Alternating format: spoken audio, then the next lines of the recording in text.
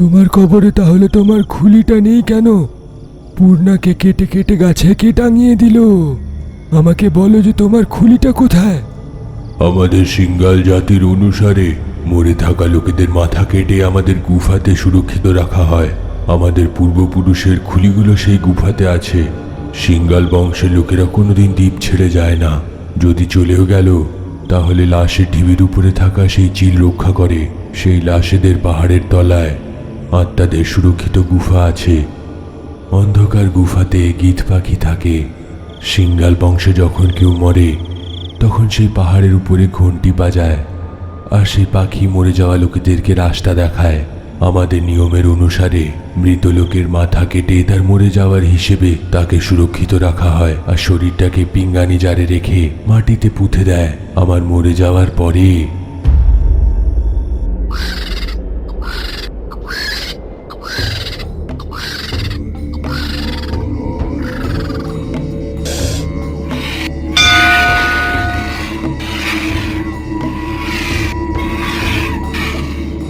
আরে মিঠুন, শোক ঘন্টির উপরে একটা গীত পাখি এসছে। মনে হয় আমাদের বংশের কেউ মারা গেছে। পিঙ্গানি জার, তলোয়ার, কোদাল সব জিনিস নিয়ে তাড়াতাড়ি চলো।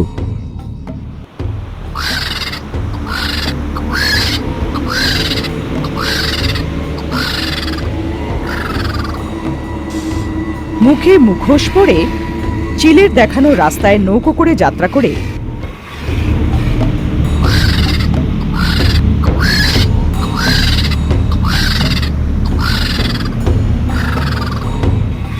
দেওগিরি শ্মশানঘাট পৌঁছায়।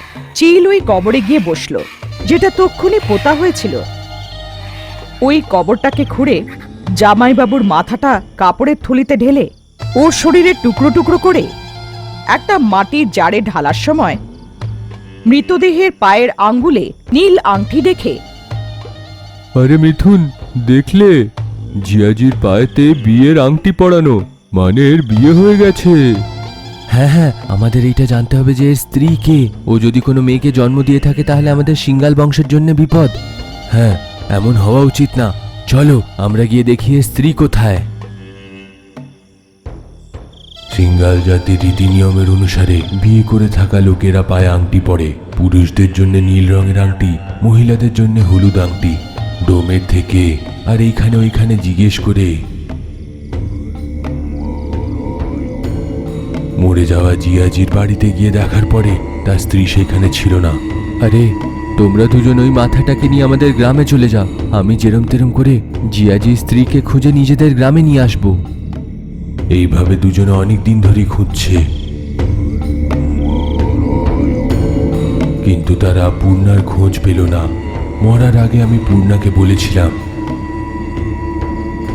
পূর্ণা, যদি আমি মরে গেলাম আমার মাথার জন্য আমার গ্রামের লোকেরা আসবে। যদি তুমি মেয়ে জন্ম দিয়ে থাকো তাহলে মেরে ফেলবে, আর তোমাকে নিজের সঙ্গে নিয়ে যাবে। তোমার প্রাণের বিপদ আছে, সাবধানে থেকো। পূর্ণা নিজস্ব কেউ ছিল না, তাই আমার বলাতে সে দেবগিরিতে নিজের বাড়ি ছেড়ে সবার থেকে লুকিয়ে একটা আশ্রমে নিজের আশ্রয় নিয়ে 9 মাস পুরো হওয়ার পরে দেবগিরির জেনারেল হসপিটালে ভর্তি হলো। মেয়ে জন্ম হওয়ার পরে তাকে ডক্টর ঝাঁসিকে দিয়ে, ডাক্তার দিদি, আমাকে কথা দাও, যদি কেউ জানতে পারে যে আমি এই বাচ্চাটাকে জন্ম দিয়েছি, ওরা বাচ্চাটাকে মেরে ফেলবে। দয়া করে বাচ্চাটাকে কাউকে দত্তক দিয়ে দিন। ডক্টর ঝাঁসি সেই বাচ্চাটাকে একটা নার্সকে দিয়ে দিল, কিন্তু তবুও সেই বাচ্চাটার ব্যাপারে তারা জানতে পেরে গেল মাঝরাতে যখন হাসপাতালে কেউ ছিল না। পূর্ণাকে বাইরে এনে ছেলে হয়েছে কিংবা মেয়ে হয়েছে 50 বার জিজ্ঞেস করার পরও পূর্ণাকে টুকরো টুকরো করে হাসপাতালের বাইরে একটা গাছে টাঙিয়ে দিল। ডক্টর ঝাঁসির সাহায্যে হাসপাতালের রেকর্ডে মেয়ে জন্মেছে বলে কোনো প্রমাণ ছিল না। শত চেষ্টা করার পরেও তারা বাচ্চাটার ব্যাপারে কিছু জানতে পারল না। সব কটা জঙ্গলি, তোমাদের আর তোমাদের রীতিনীতি। তোমার খুলিটা কোথায় বলো, তার দ্বারা আমার কল্পিকাকে রক্ষা করতে হবে। বলেছিলাম তো, সিঙ্গালের লাশের পাহাড়, পাহাড়ের নিচে আত্মাদের রক্ষা গুফাতে আছে। চলো ভাই, সিঙ্গালের জন্য বের হই। আপনি যেটা করতে যাচ্ছেন সেটা বিপজ্জনক, কিন্তু এর দ্বারা অনেক লোকের খুব ভালো হবে। জামাই যেরম হোক করেও আমার মেয়ে কল্পিকাকে আর আমাদের সিঙ্গাল জাতিদেরকে সারাম্মার অভিশাপ থেকে বাঁচাও।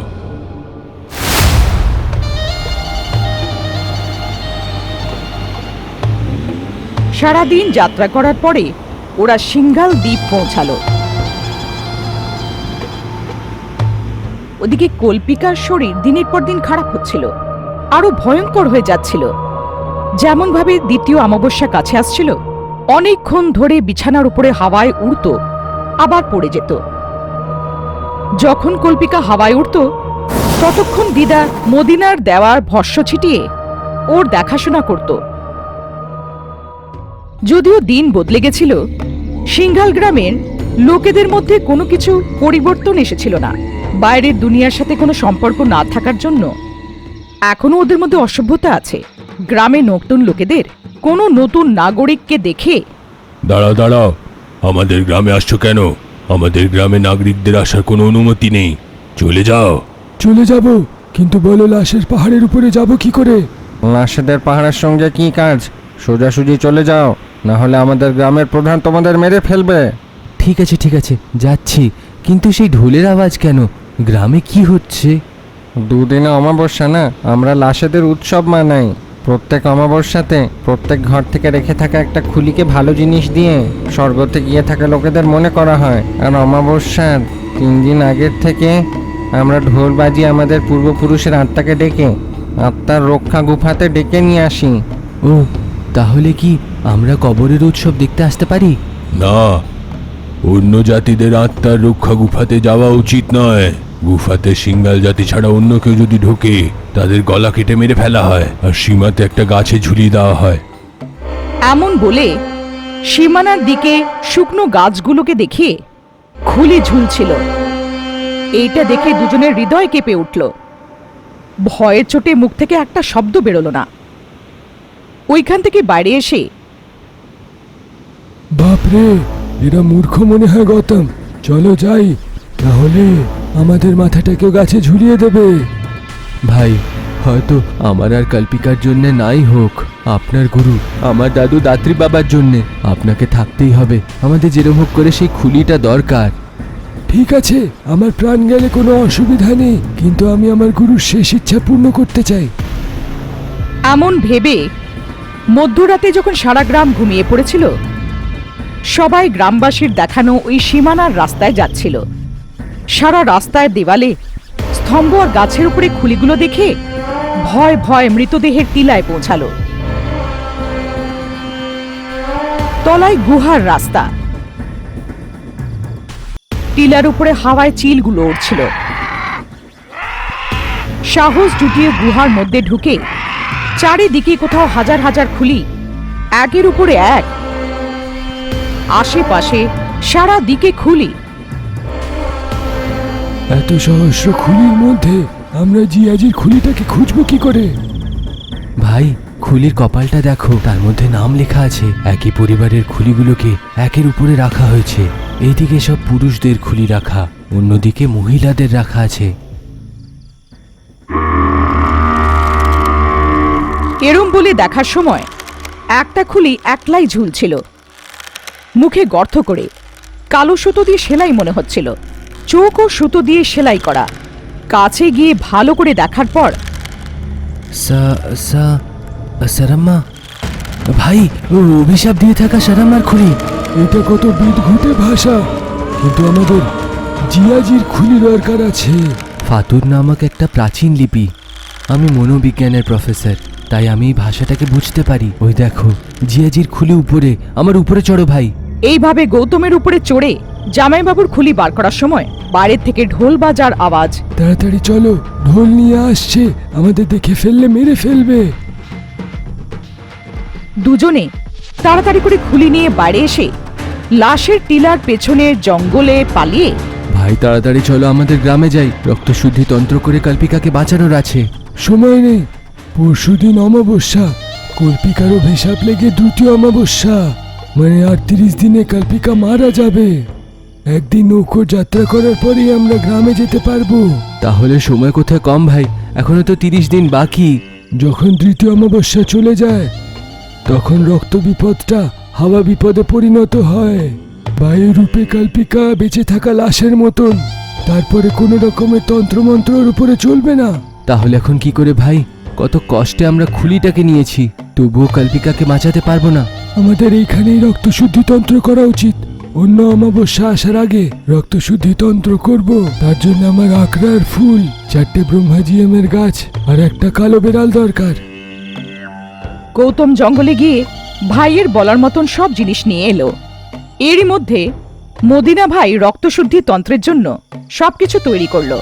আর জামাইবাবুর খুলির মাঝে ওইটাকে মাঝখানে রেখে গৌতমের আনার আকড়া ফুল মাঝে রেখে চারিদিকে ব্রহ্মা ফুল গুছিয়ে রেখে মন্ত্র পড়ছিল। কুলিয়েশি মন্দুয়াক, মুগজেশি কান্দুয়াক, মুখবেশি কান্দুয়াক। ওইদিকে আত্মাদের রক্ষা গুহায়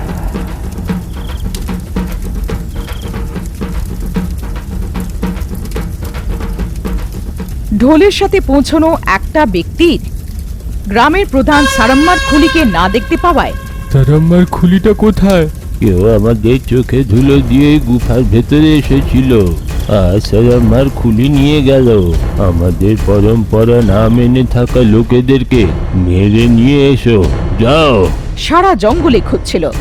ওরা মদিনার মন্ত্রপাঠ শুনতে পারল। কুলিয়েশি মন্দুয়াক, মুগজেশি কান্দুয়াক, মুখবেশি কান্দুয়াক। আরে ওইখান থেকে আওয়াজ আসছে, চলো। মদিনা ভাই কালো বেড়ালের বলি দিয়ে তার রক্ত জামাইবাবুর খুলিতে ঢালতেই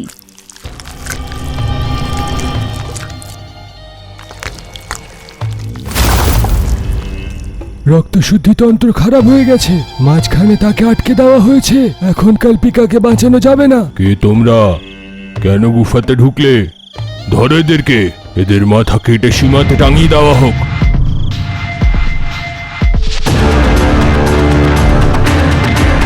ভাই, আমার ব্যাগে নৌকোর চাবি আছে, তুমি পালাও, আমি যেরম তেরম করে এসে যাব।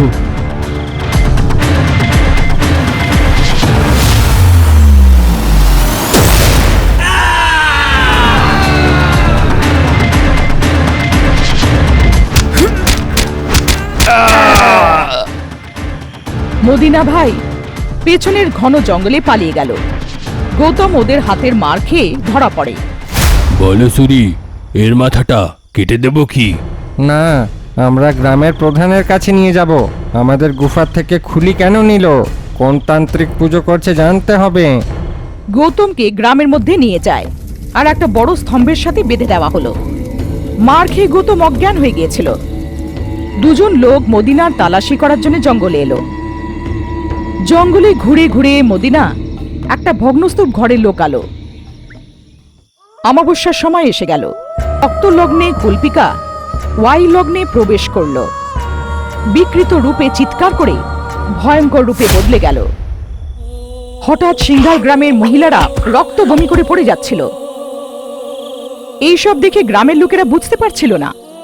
এ কি হচ্ছে? এ নিশ্চয়ই কিছু করেছে। গৌতমের মুখে জল ছিটিয়ে ওর জ্ঞান ফেরানো হলো। কে তুমি? তোমার কি দরকার? আমাদের খুলিগুলো নিচ্ছ কেন? কোথায় থেকে এসেছো? গৌতম যা হয়েছিল সবকিছু ওদের বলল। আমি তোমার সিঙ্গাল জাতির মেয়েকে বিয়ে করেছি, সে এখন মৃত্যুর মুখে। নিজের স্ত্রীকে বাঁচানোর জন্য কি করেছো? আমাদের গ্রামের লোকেরা রক্ত বমি করছে কেন? আমি জানি না, আমার সঙ্গে এসে থাকা মদিনা ভাই জানে হয়তো। উনি একটা তান্ত্রিক। মদিনা যে ও ভগ্নস্তূপ ঘরে লুকিয়েছিল, ওর হাত থেকে যে ব্যাগটা গৌতম দিয়েছিল তলায় পড়ে গিয়ে তার থেকে খুলি বেরিয়ে পড়ে গেল। সারাম্মার খুলি নিচে পড়ে গেল। মদিনা ভাই এক ফোঁটাও দেরি না করে খুলিটাকে আত্মা আবির্ভাব আলপনায় রেখে কুলিয়েশি মন্দুয়াক, মুগজেশি কান্দুয়াক, মুখবেশি কান্দুয়াক। সারাম্মার আত্মা প্রত্যক্ষ হয়ে ডম্বি চোখ খুলেছে, ডম্বি চোখ খুলেছে, তার মানে হচ্ছে সবার শেষ সময় এসে গেছে। সর্বনাশ! ডম্বিকে এক্ষুনি থামাতে হবে। ডম্বি, কে এই ডম্বিটা? তুমি অভিশাপ দিয়েছিলে তো, তোমার কারণে সিংহাল বংশের মেয়েরা দুঃখ পাচ্ছে। না, যেটা আমি দিয়েছিলাম ওটা শ্রাপ না, সিংহালের লোকেদের জন্য বরদান। আমি 16 বছর পর্যন্ত গুহার মধ্যে থেকে বড় হয়েছি। মা মরে গেল, আমার কেউ নিজের ছিল না। যখন আমি বাইরে এলাম তখন কেউ আমাকে সাহায্য করলো না। তান্ত্রিকের থেকে জন্ম হয়েছে বলে আমাকে গ্রামে আসতে দিল না। আমার উপরে কারোরই দয়াও হলো না যে আমি একটা বোবা, আর আমাকে গ্রাম থেকে বাইরে করে দিল। সবার থেকে দূরে একলা জঙ্গলে যাচ্ছিলাম, তখনই ডম্বির সাথে পরিচয় হলো। ও আমাকে ওর নিজের বাড়িতে থাকতে বলল। নিস্তব্ধ জঙ্গলে ওই বাড়ি খুবই ভয়ঙ্কর ছিল।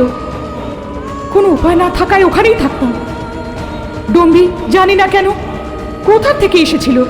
ও জঙ্গলে একলা কেনই বা থাকতো জানা নেই। কিছুদিন পরে আমরা বিয়ে করলাম, কিন্তু ডম্বি রাত হতেই বুড়ো মানুষের মতন বদলে যেত। তান্ত্রিক পুজো করে পশুদের বলি চড়িয়ে ওই রক্তটাকে খাওয়ার পর আবার জোয়ান হয়ে যেত। কোনো মতে তার কথা জানানোর জন্য গ্রামে এলাম।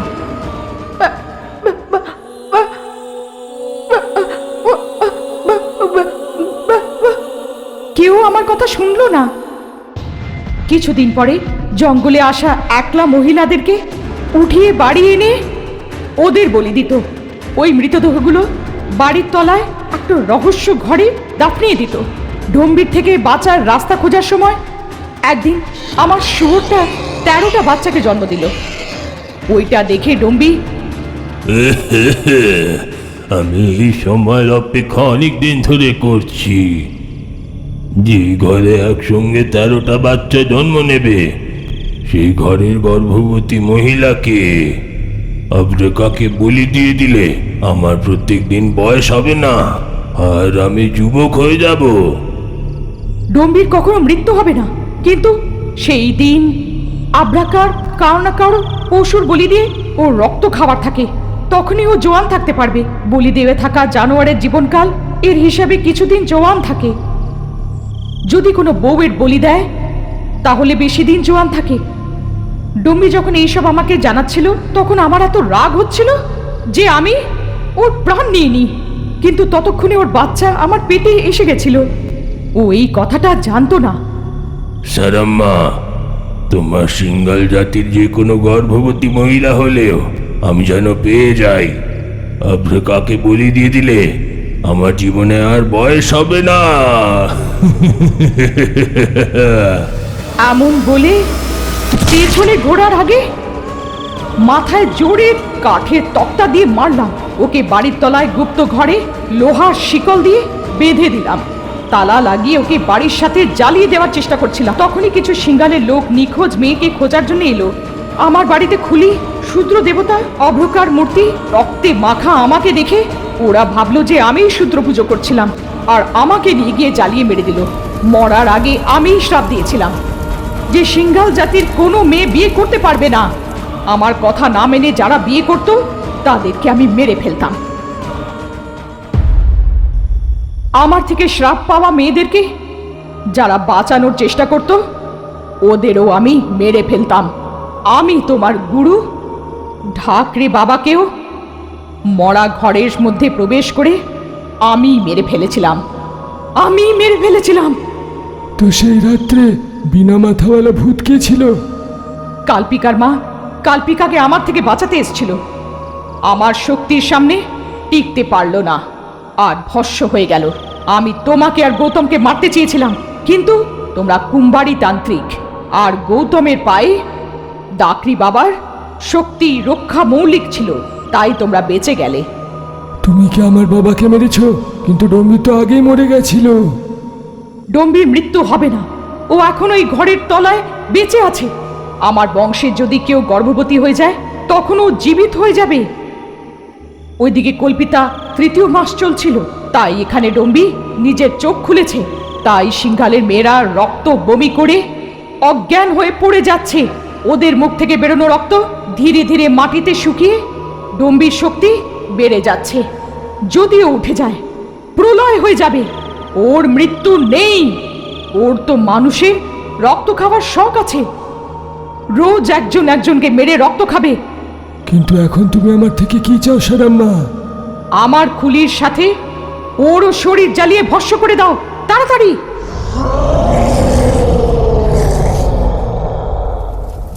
এক ফোঁটাও দেরি না করে সারাম্মার খুলির সাথে বাড়িটাকে আর বাড়ির তলায় ডম্বিকে জ্বালিয়ে দিল।